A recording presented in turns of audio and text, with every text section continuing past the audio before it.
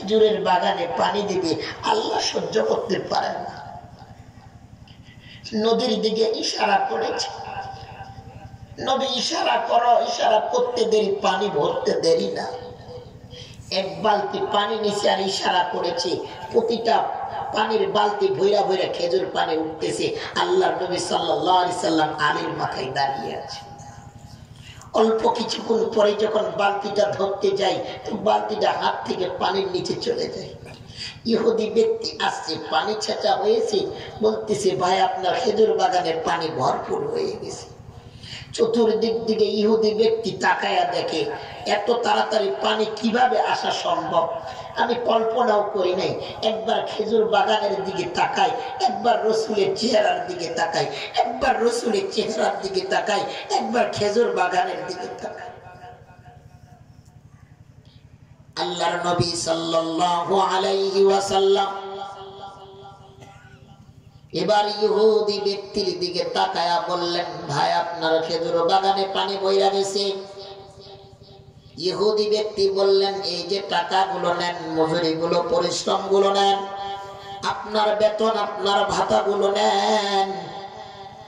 টাকাগুলো নেওয়ার পরে আল্লাহর নবী ঠান্ডা মেজাজে বলল, ও ইহুদি ভাই, আপনি তো আমার বেতন, আমার পরিশ্রম সবকিছু আদায় করে দিলেন, কিন্তু আপনার আমানতের জিনিসটা আপনার হাতে আমি দিতে পারলাম না। আপনি যে আমার একটা বালতি দিছিলেন, এই বালতিটা আমি দিতে পারলাম না। শেষ বালতিটা উঠার সময় নদীর মাঝখানে বালতি পইরা গেছে, আর বালতি পাইতেছি না। ইহুদি ব্যক্তির আগের তেমাকের কারণে আল্লাহর নবী সাল্লাল্লাহু আলাইহি সাল্লামের গাল মোবারকে একটা আস্তি করে থাপ্পড় মেরে দিলেন। মারি দিতে দেরি, আল্লাহর নবীর চোখ দিয়া পানি। ইহুদি ব্যক্তির কাছে কিছুই বলে না, টাকাগুলো নিতে দেরি, আকাশের মালিকের দিকে তাকায়, আল্লাহ আল্লাহ আপনার এই আমানতের জিনিসটা আমার দিয়ে দাও। আহারে নদীর দিক থেকে ইশারা করতে দেরি, নদীর পাড় থেকে, পাড় থেকে, পানির জল থেকে বালতিটা হাতে আসতে দেরি না। আল্লাহর নবী ইহুদির হাতে বালতিটা দিলেন আর বললেন, এই যে নাও আপনার বালতি, আপনার আমানত দিয়ে দিলাম। আল্লাহর নবী হাঁটি হাঁটি পা পা করে চইলা গেলেন। ইহুদি ব্যক্তি তাকায়া তাকায়া দেখে, বালতিটার দিকে তাকাই, এদিকে আল্লাহর নবীর হাঁটার দিকে তাকায়। আল্লাহর নবীর চোখ দিয়া পানি। হাঁটাগুলো খরিদ করিয়া করিয়া ফাতেমার বাড়িতে গেলেন।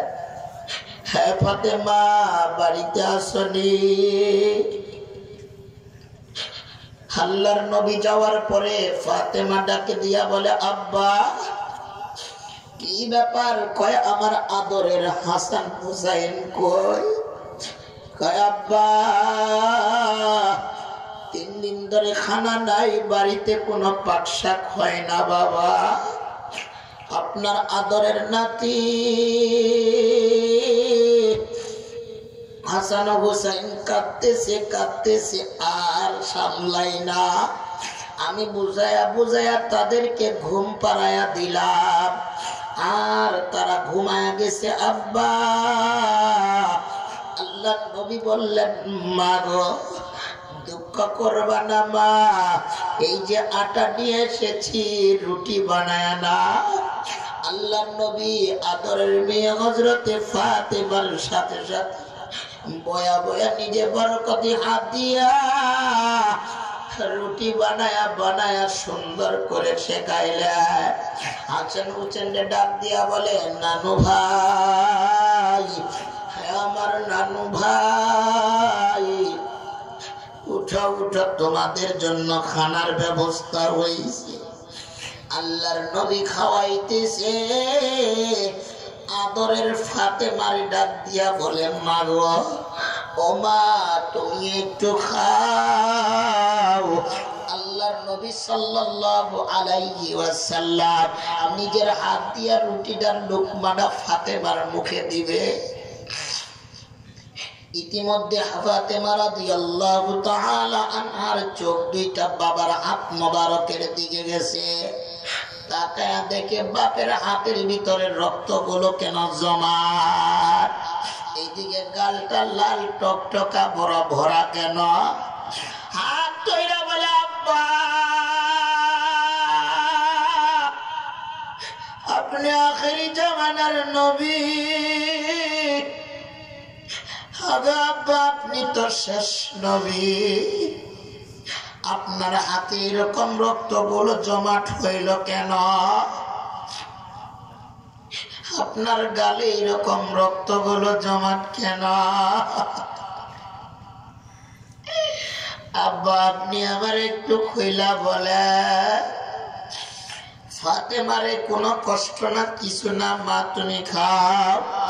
বাবা যে শরীরে মশা মাছি পড়া হারাম ছিল, যে নবীর কথা শুনলে সাহাবা আজমাইনরা পাগল হয়ে যাইতো, শুধু কি তাই আল্লাহর নবী সাহাবাদেরকে বলছে যুদ্ধের ময়দানে যাও।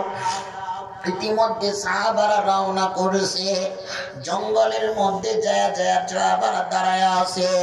জঙ্গলের হিংস্র প্রাণীগুলো দাঁড়ায় দাঁড়ায় এদিকে থাবা দিবে, সাহাবার দিকে তাকাই। একজন সাহাবা দাঁড়ায়া বলে, ও জঙ্গলের বাপ, এই হিংস্র প্রাণী, আমরা কেউ না, আমরা আখেরি জামানার নবীর সাহাবা, আমরা যুদ্ধের ময়দানে যাইতেছি। নবী রাসূল সাল্লাল্লাহু আলাইহি সাল্লাম আমাদেরকে যুদ্ধের ময়দানের জন্য রওনা করাইছে। আমরা এই জঙ্গলে আজকে রাত্রি যাপন করব। আমাদের কেউ কিছু নাই, বাড়ি নাই, ঘর নাই, আমরা রাত্রি যাপন করব জঙ্গলে। আরে বলতে দেরি, ঘোষণা হইতে দেরি, জঙ্গলের বাঘগুলো, ছানাগুলো, বাচ্চাগুলোরে লয়া লয়া মুখে কামড় দিয়ে জঙ্গল ছাড়ে দিছে পেরিদা। আরেক বাঘের সাথে বাঘের দেখা হয়, কেন ছানাগুলো নাও? আজকে আমাদের এই জঙ্গলে আখেরি জামানার নবীর উম্মতেরা সাহাবারা রাত্রি যাপন করবে। আহারে বলতে দেরি, জঙ্গলের ছানা থেকে জঙ্গলের পশুগুলো মুখে কামড় দিয়ে দিয়ে তাদের বাচ্চাগুলো দিতে রওনা দেরি করে নাই। আরে কেমন নবী, কেমন দয়ার নবী, আপনি আর আমি বুঝি না আমরা কোন নবীর উম্মত, কোন নবীর উম্মত। এ মুসলমান জঙ্গলের পশুরা চিনল, মদিনা মক্কা মদিনার মানুষ চিনতে পারল। আহারে পশু পাখি চিনল, সূর্য চিনল, জঙ্গলের হিংসা জানোয়াররা চিনল, কিন্তু আমরা আখেরি জামানার নবীর উম্মত চিনতে পারি নাই। এর মুসলমান আজকে নবীর নামে কটূক্তি গান বাজনা চলে, আল্লাহর নবীর নামে জন্ম তারিখ গান বাজনা দিয়ে পালন করে, বিভিন্ন কথাবার্তা বলে, আল্লাহর নবীর নামে চন্দ্রবিচ্ছ কথাবার্তা বলে, বিচঙ্গ কথাবার্তা বলে, স্লোগান তোলে, কিন্তু আমাদের আখেরি জামানার নবীর উম্মতের শরীর গাও গরম হয় না, ঠিক কিনা? কেমন নবীর উম্মত তোমরা, তোমাদের গাও গরম হয় না, মহব্বতের জ্বালাই না? হে নবীর উম্মত, বাংলার জমিনে যত মুসলমান তোমার গাও গরম না হতে পারে, এখনো বাংলার জমিনে মা জিন্দা আছে। আল্লাহর নবীর নামে কটূক্তি গান বাজনা চলবে, আল্লাহর নবীর জন্ম তারিখ গান বাজনা দ্বারা পালন হবে। অনেক মা বলে, আমার সন্তানকে আমি রাস্তায় নেমে দিলাম, জীবন দিব, কিন্তু নবীর নামের দণ্ড বিতর্ক করতে দেব না, গান বাজনা চলবে না। এরকম আজও জমিনে, বাংলার জমিনে স্লোগান হয়, ঠিক কিনা? কিন্তু মুসলমান বাবারে, আমরা আপনারা তো আজকে রাজি নাই, ঠিক কিনা? এই জন্য মুসলমান বসে থাকার টাইম নাই। এখন নবীর নামে বিভিন্ন কথাবার্তা বলে, আমার নবী তবে দোকান নবী, বানোয়াট নবী, এরকম করে কথাবার্তা বলে, স্লোগান দেয় মুসলমান। নবীর প্রেমিক যদি একটু হয়ে থাকো, মহব্বত যদি যারা পরিমাণ থাকে, মুসলমান বসে থাকার টাইম নাই, বিছানায় থাকার টাইম নাই, রাস্তা ধরাবাদ, বাড়ি ছাড়া, ঘর ছাড়া। আল্লাহর নবীর নামে কোনো ব্যঙ্গ বিতর্ক চলবে, ব্যঙ্গ নামে কোনো কথাবার্তা চলবে, নবীর নামে কোনো গালমন্দ চলবে, আমরা মুসলমান দাঁড়ায় থাকবো না, ঠিক কিনা? এর মুসলমান নবীর উম্মত কষ্টের জিন্দেগি, আল্লাহর নবীর কষ্ট। ইতিমধ্যে আল্লাহর নবীর লয়া লয়া কান্নাকাটি করে আদরের কন্যা হযরতে ফাতেমা রাদিয়াল্লাহু তাআলা আনহু। এই যে ইহুদি ব্যক্তি করাঘাত করেছে, হঠাৎ করে একজন ব্যক্তি বলল, তাকায়া তাকায়া দেখে ইহুদি কি করা, কয় আমার বাগানে এমন একজন ব্যক্তি পানি দিল, চিনি না, কিন্তু অল্প টাইমের ভিতরে কেমনে আমার বাগানটা ভরলো আমি কল্পনা করতে পারলাম না। বলতেছে কেউ না, আপনি কি জানেন নাই, শুনেন নাই, আখেরি জামানার একজন পয়গম্বর আসবে, যিনার নাম থাকবে মুহাম্মদুর রাসূলুল্লাহ সাল্লাল্লাহু আলাইহি ওয়াসাল্লাম। তিনি আর কেউ না, যিনি আপনার বাগানে পানি দিলেন, তিনি হচ্ছেন আখেরি জামানার পয়গম্বর।